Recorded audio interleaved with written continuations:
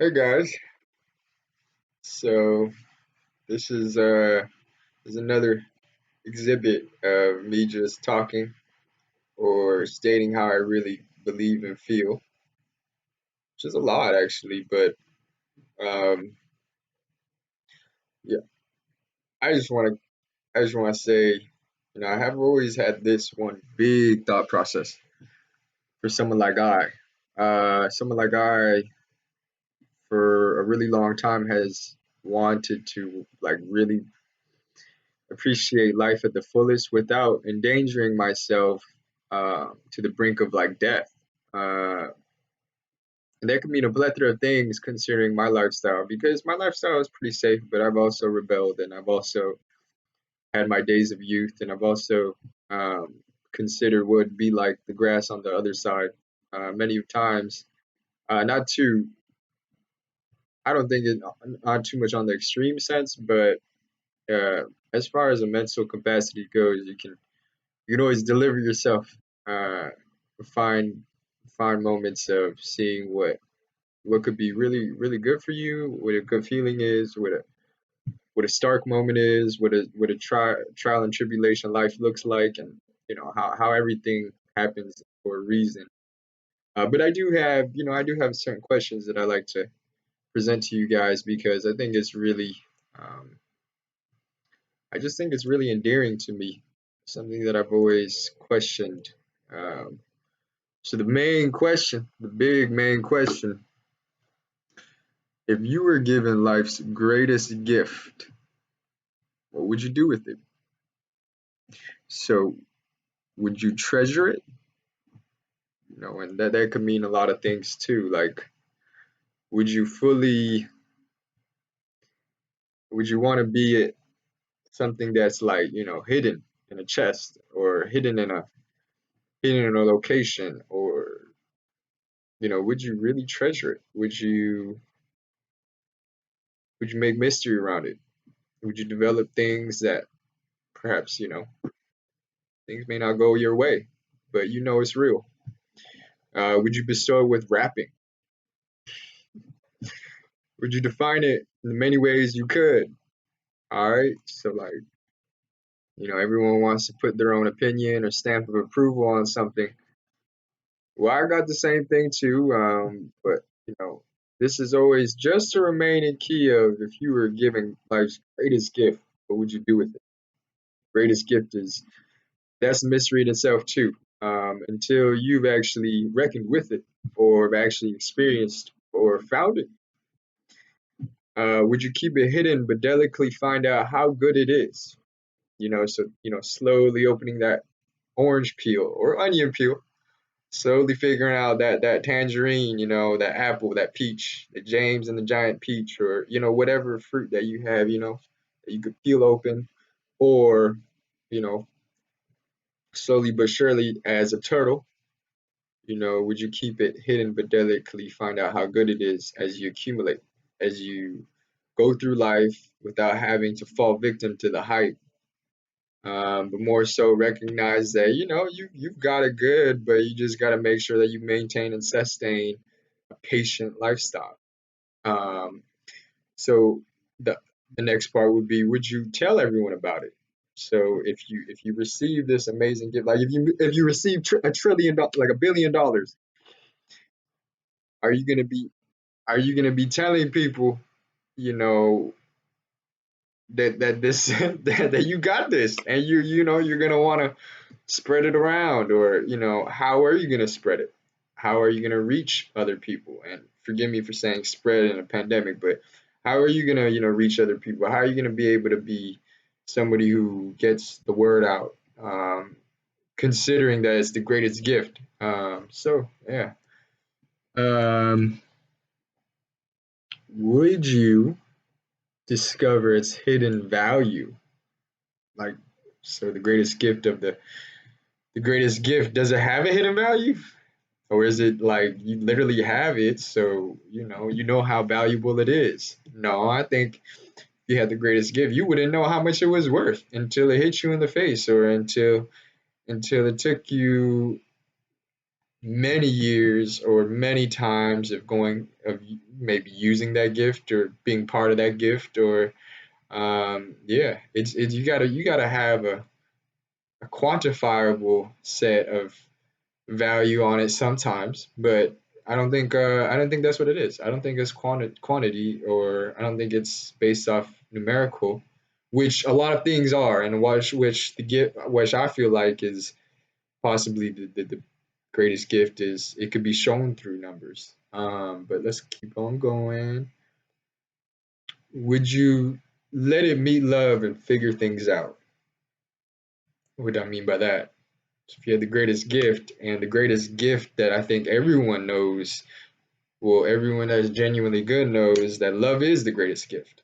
But if you had love and the greatest gift meet up together, um, would you let them figure things out? Like let them talk it out, or let them have their word about it, or have a beautiful mindset about what goes into it, or what actions do you take, or do you let things happen naturally?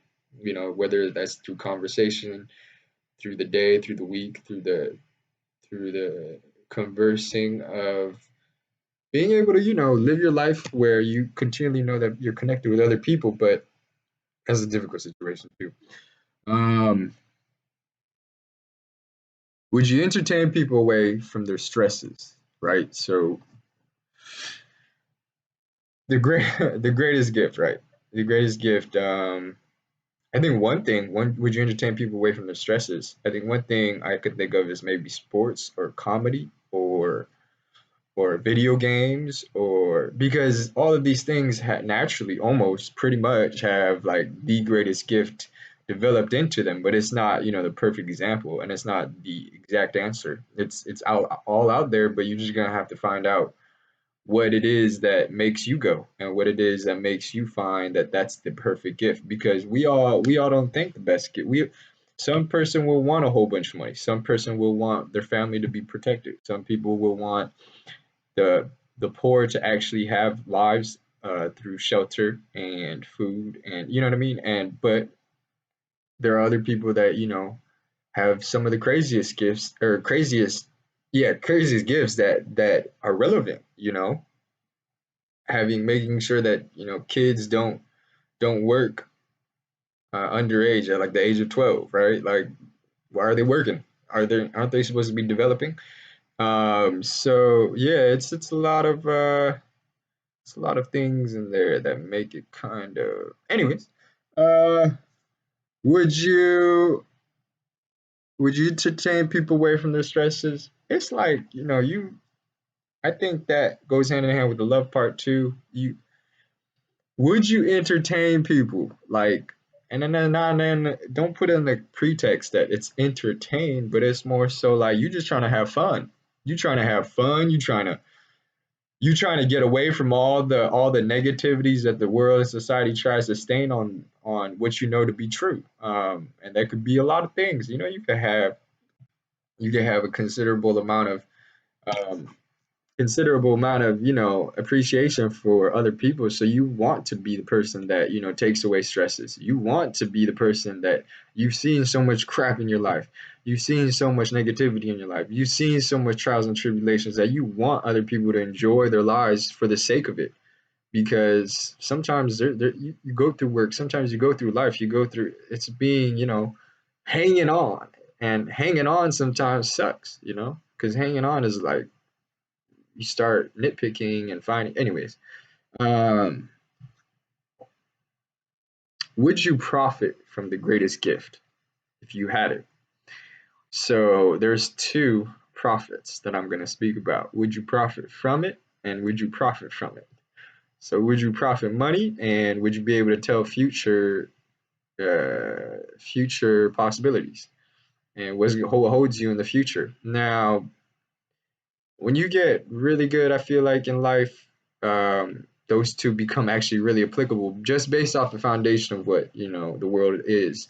World ain't all too bad either. There's a lot of ways that there's a lot of ways both in America and a lot of other countries that has set you up where you can have possibilities of being able to live out a dream if you put your mind to it and you find a smart way and you find a really good way. Sometimes it's stupid as heck, but you know, but sometimes it's giving your own sense of credibility that you've uh, been able to live out and you've been able to really garner your own appreciation. So you built up experience, and so you can actually give give your own kind of gifts. And maybe that's a service, maybe that's a middleman, maybe that's a actual talent, maybe that's a production, maybe that's a type of skill set. Obviously I'm just stating like the obvious, but um yeah, so the profit and the profiteering, that's difficult because I've set myself away from money, and that has produced an amazing amount. But at the same time, it sucks because I admit it does get kind of stancherous. Like it gets kind of to a point where it's like, well, why shouldn't I just do this and that and this?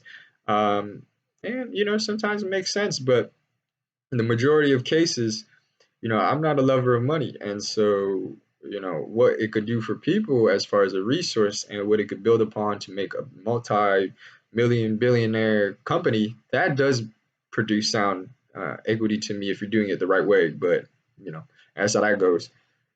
So profiting, another part of it is actually being able to figure out what's going to happen before ahead of time. And that is something that, uh, it's a lot of mystery around that because that's a whole nother scale and there's a whole nother talk in itself because of how spiritual religious you are, because of how committed to a certain lifestyle you are, and knowing the truth about you. Is the person that's telling you the truth stable? But necessarily doesn't have to be that way because there are many people out there that have lived radical, ridiculous amount of experience, and it just turns out to be exactly how they see it. So that's how it's gonna go. But I think that one is a really tough pick. It's something that I love to talk about, but I think the profit and the profit, the PROFIT and the PROPHET. I'm gonna stick with the PH. So, would you make your own language from it? If you had the greatest gift, like I'm Korean, so one of the greatest figures in Korean history is someone that made King Sejong. Is someone who made the actual Korean language, and that goes hand in hand with a lot of other languages. The English language is universal to me. I appreciate it in so many different ways. So it's like, can you make your own language from Lord of the Rings language? You know what I mean? Like, is your universe so imaginatorily amazing, and is it so spectacular that there has been ways for you to create something, a form of communication that could be, albeit a new wave that nobody has been part of, but all of a sudden it becomes real, and now you're able to speak what you represent. Um, would you listen to all that it presents? So this is getting very abstract, but if you had the greatest gift, would you listen to it? So like I think in the Christian values that I hold true is, and as a person, you should listen. You should be able to know how to listen. Um, but you start to understand like what is it that you're listening to, and who are you listening to, and what is it that you're listening to, and how is it you are listening to what is coming about. We live in a world with 7 billion people with technology flourishing in a time of in a time where our fathers were met with the industry standards, and you have a time where people are making small businesses where they don't have to necessarily listen to what was previously done. You're living in a time where cars are moving on to electricity. You're living in a time where a laptop, a phone has more power than when they launched the moon, when they launched to like in the 70s. Um, you have the capabilities as a human being to watch anything you want on your phone.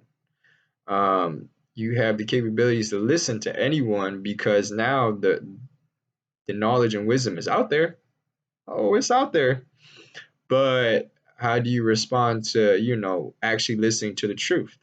Like, are you just gonna say it just to make some money off of it? Are you gonna say it just to look good? Are you gonna say it to get that girl?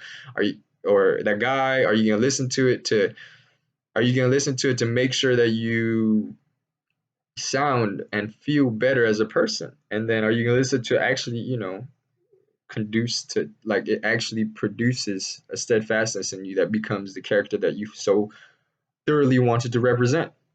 All right. So I think would you listen to all that presents is really difficult because you could get lost in it. You could start questioning yourself. You could start being somebody you're not. And those are trials and tribulations that I think everybody should go through. But I think at the same time, you should be very, very, very, you should key on yourself. And you should be very, very interested to see who yourself are first. And you should be very interested to making sure that you're not getting in the way of others or you're not almost bullying other people and pushing people out of the picture as opposed to pushing people in the right direction. Um, and I've been susceptible of that too as well. But when you have the greatest gift, which I don't want to say like particularly that I'm listening it like I got it right now. Like the greatest gift is not something that I would want to define right now. It's how can you listen to something that makes you go, and then all of a sudden you have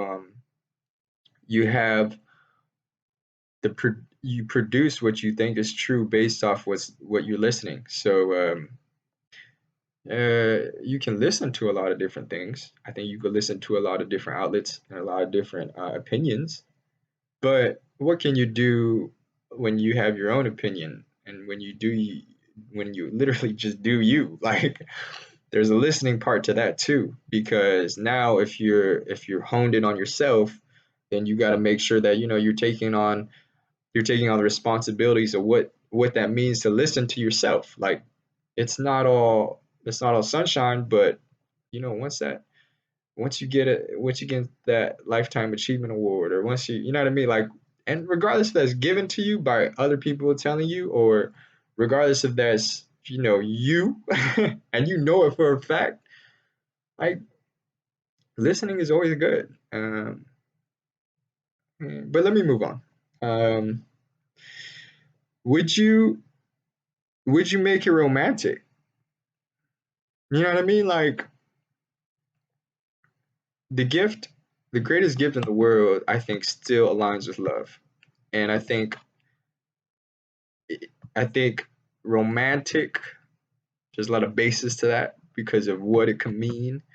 Um, but be truly romantic, I think, takes a whole bunch of commitment. That's something that I've had to struggle with because um, I think there's a lot of things that go into being romantic. But would you be romantic in the sense of your own liberation, your own caricature, your own like volume of how you can be uh when you represent your love? Because I think it can be romantic in many different kind of ways. I think romantic people understand that romantic people are romantic, real recognized real.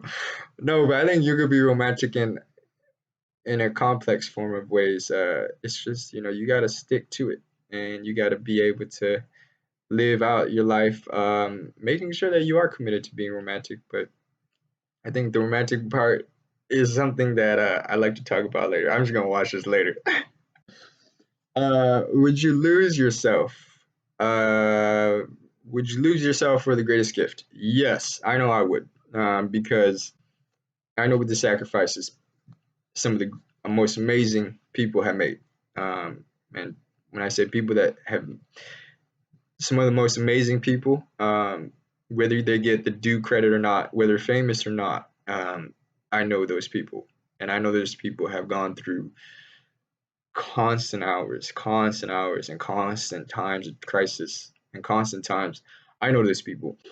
Um, those people have, albeit lost themselves in a way that they sacrifice. Losing yourself, I think there's many ways of saying that too.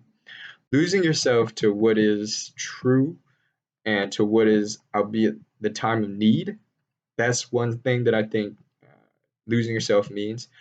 Like, for example, if you're working out and you lose yourself in your workout, I think that's a good thing because you pass your threshold of what it means for Chris Kim, for somebody else. Um, but I think would you lose yourself could also mean a bad thing. So I want you to be careful. But you gotta have to be able to lose yourself in what is true, not what is in particularly, I guess, sin. But we don't even have to talk about that. Um, would you pronounce yourself? So I think this goes hand in hand with like the fame part or the telling that, hey, look, I got it, man. I got it. So you gotta look at me. Um, yeah, so like that pronounce part. Once again, I've dealt with all of these too, but trying to balance all of this and the whole ideology of if you had life's greatest gift,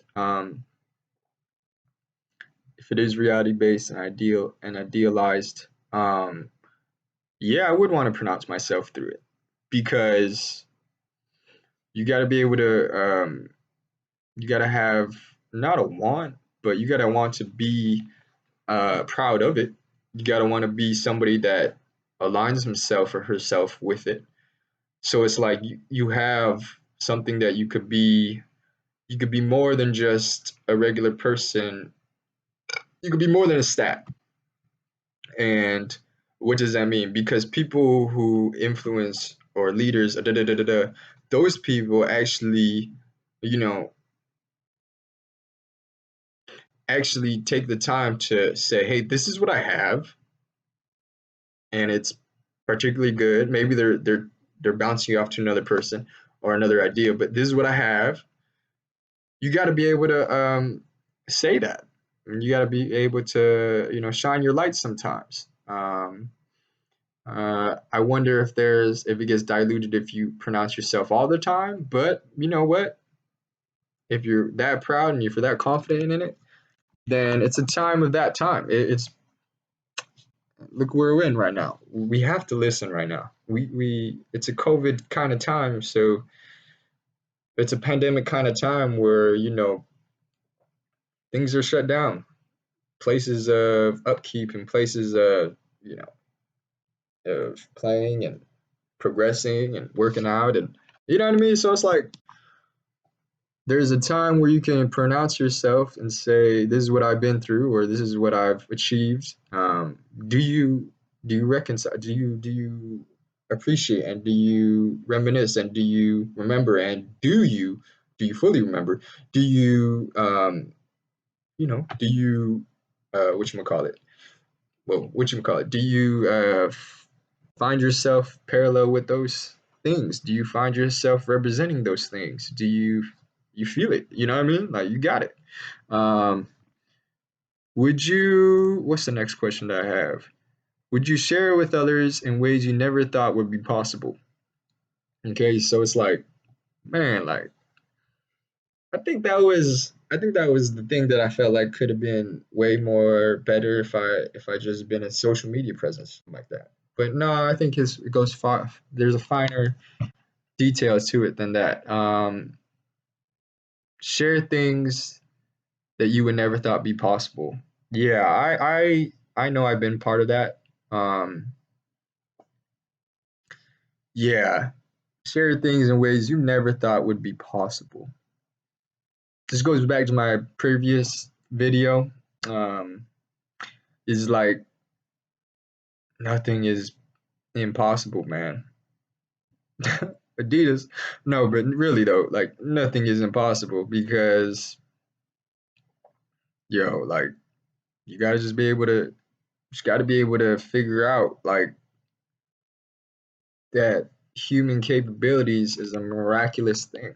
Um, and once you put your mind in that way, regardless if you're living in a daily life, like when you do that, then you have to commit yourself in a whole different perspective. And when you do that, you can actually start sharing things with people that you never had imagined. Um, and I think there's a fine line that God does. It's like almost like a force field where, like you don't have to worry too much. Sharing things for other people it gets and you never knew possible was it's like it's fresh out the box, ready to go kind of stuff. But yeah, let's move on. Would you find equilibrium in the most distant of waves? Let me repeat that. Would you find equilibrium in the most distant of waves? Uh-huh. Like that could mean a whole bunch of things. Um, but as far as equilibrium goes, in the most distant of waves, I live in California. This person could be on the other side, like New York, Florida, Alaska, Hawaii. Or it could mean Orange County to LA. You know what I mean? So it's like you do have the possibilities of being able to find this person here or there. Would you find equilibrium amongst other things in the most distant of waves? So it's like I could be a person.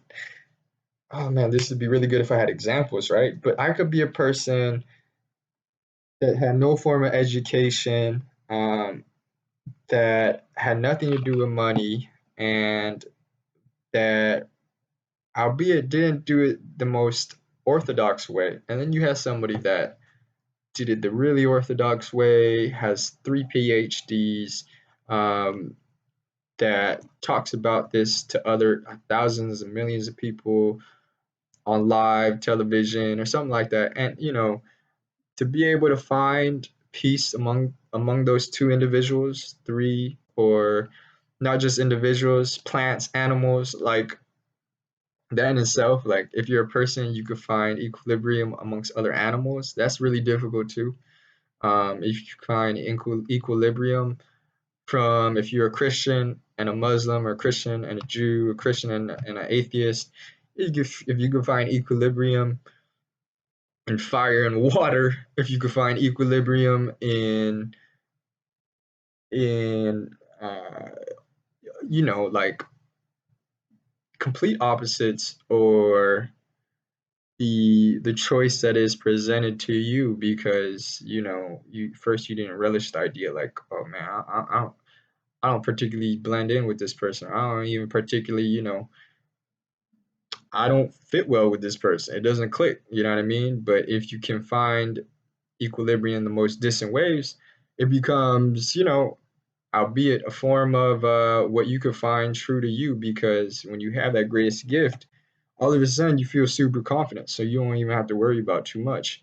So when you don't worry about too much, you're just like, hey, what's the deal? What are we in? And so that in itself could be kind of detrimental if you're not fully within yourself. But yeah, when you got the greatest gift, you do try to find equilibrium. And then there's, if you get past that, it's like, well, are you too much? Are you are you causing people to stumble because they don't see it, or are you causing people to go in a different direction, and that's good, and that's what you wanted? A lot of different kind of things. Equilibrium in the most distant of waves is something that I highly appreciate because, yeah, man, you get plugged in anyway, anyhow, just by watching somebody. You you can get plugged in just by contacting somebody, through email, Twitter, Instagram, blah blah blah. But that's what I'm saying. I'm saying you can find equilibrium also by being the full embodiment of which you see to be true. That could take a lot of time.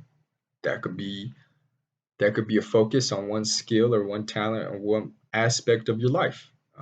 So I think that's a really good question to ask. Um, would you free the slaves? That's a particular one to me because, say, Abraham Lincoln had the greatest gift in the world and he didn't do it, then we might still be. I might not be here. I might be in Korea. America might look a whole bunch different. Maybe slaves right now. There's still that Civil War could have lasted a lot longer. Or if I take another example, like what's like if you the one particular thing that I always think about myself is, being a slave for Christ as opposed to being a slave for the world. Slavery is pretty typically bad. But I think if you have a want to, free other people, based off, I think I think it's difficult because you gotta know the role that I live in, which is in a really nice California lifestyle where people are looking to make a life of themselves. And if somebody finds out how to fish as opposed to just getting them fish, here, I got you 3 pieces of fish, as opposed to I could teach you how to get fish 3 pieces of fish. Like, you're almost freeing somebody from that perspective, and you're becoming somebody that is releasing people of those bonds. And so if you could do that in a way that that helps somebody receive their necessities in life, and more so a living, then you've become somebody that represents somebody who frees slaves, and that's a really good person in my opinion, my personal opinion. But yeah, that one's another good question. um would people love you for who you are? um i've I feel like people love me for who I am once they've had conversation with me, and when they've talked to me for a really good amount of time, and once they realize who I'm about and what I'm about and how I've done things in my life, and who I am, regardless of representation of reputation or not, regardless of how everything is perceived at the moment or not, um, and how well things are when life is good, when life is joyous, when life is amazing, like amazing. So it's kind of difficult. So I would say I think you make your choices, and I made my choices after realizing things for a very long time. And I wouldn't want to say, hey man, like, people do things out of trying to figure themselves out, just like what I was saying. But you always have to make sure that you can still be part of other people at the same time. So that's a really difficult thing, because it's like you got you got a representation of yourself, which can affect other people, but you do know that what you've been through has been kind of tough. So how do you portray yourself, and how do you da da da da? So for me, I just say I live my life, and I don't really worry about other people too much. But I know the best of me is when I'm with a lot of people. Let's put it at that. From my perspective. Um, After all the opportunities, would you start to be bitter? You know what I mean? So this is one that's like, if you had the greatest gift, right?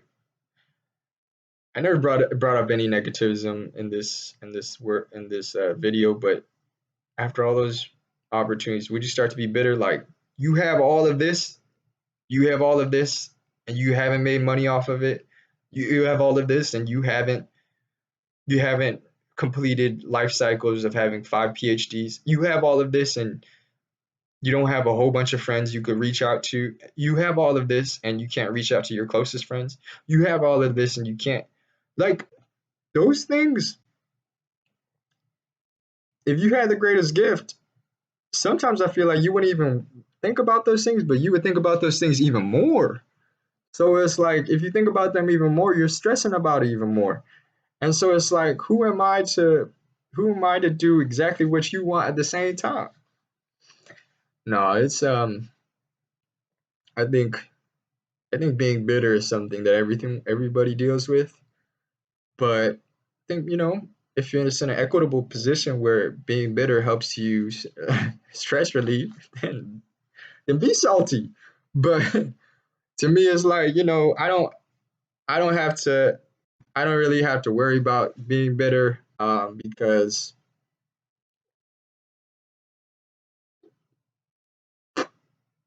because of reasons, man. Because of reasons.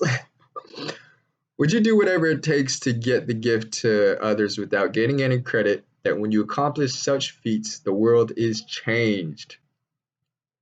Would you do whatever it takes to get the gift to others without getting any credit? That when you accomplish such feats, the world is changed. Just like what I said at the beginning of the video. Oh man, without getting any credit. This is the life I chose as a follower of Christ, as being a representation of Christ. This is the life I chose as being the representation of Chris Kim. This is the life I chose as being a representation of CHK, middle name H. This is a representation I feel that has been, you know, albeit me, but there are billions of people out there that succeed in so many great avenues. So it's like that equilibrium thing is like finding success, being able to live amongst other people that are succeeding, and you're not stabilizing, you're more so improving the wealth. That's success, but finding the particulars in those situations. So it's like, yeah, the difficult thing about my major is sustainability, where yeah, you have all these craziness, right? You have all of this things. Let's use cars for example. Let's use gasoline for example. Gasoline to help engine our cars is coming from wayward waste. It's coming from particular particulates that have been built up in our earth for long, many years and years and years, like lots of years. That's our fuel? Okay. So if that's our fuel, you know, we didn't realize that it caused CO2 in the atmosphere until soon, until very soon. So you do have this output process where it's like, as long as you maintain and you realize that you can get rid of the negatives and bolster the positives, man, that seems like a good bit for people that don't get credit. But for those people that don't get credit, if money's the only thing just to get you living and to get your world around, and it's like plagiarism is another aspect. It's like, how, are you really copying the person like life for life? And is that really a good thing, or are you finding your own avenue? You know what I mean? Like that stuff I'm not too bitter about, but it's like without getting any credit, shoot, you already know that you lived your own life, so what the heck, man? But the last particular part that the world is changing, like that last particular part, my own perspective, how I see the world, what happens, um, all these screens, all these all these screens, monitors, virtual monitors in front of us, um, and then you got people that are, yeah, has the world changed? I think it did, in many different kind of ways, in many different kind of directions. Um, but I think the distance has caused us to realize that we're much more closer to each other than we think. Um, but the distance relative is something that I think I'm working on. So that's my next piece, the distance relativity. All right, guys, this is one video. I thought this was going to be like 3 minutes, but turns out to be 38. Peace, guys. Peace out. Peace. Peace. Peace.